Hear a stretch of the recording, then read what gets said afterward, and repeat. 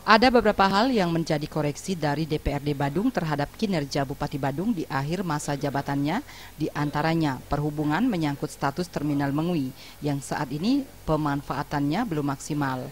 Selain itu, persoalan swasembada pangan, penanaman modal asing dan pariwisata juga tidak luput dari koreksi para anggota Dewan.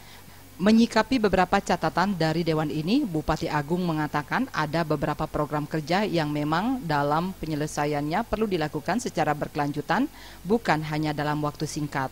Hal ini tentunya juga menjadi PR bagi pemimpin berikutnya untuk melanjutkan program yang belum sepenuhnya terlaksana. Sebetulnya sebagian besar bukan belum dilaksanakan, ditingkatkan, mengapresiasi dan meminta untuk meningkatkan. Itu satu. Kedua, mengharapkan dan lain sebagainya. Nah, itu sudah barang tentu sesuai dengan priorisasi yang bisa kami realisasikan pada perubahan 2014-2015 ini kita akan realisasikan. Sementara Wakil Ketua DPRD Badung Made Sunarte menilai kinerja Bupati Badung cukup bagus, namun ada beberapa program yang belum terlaksana dan perlu segera mendapat penanganan.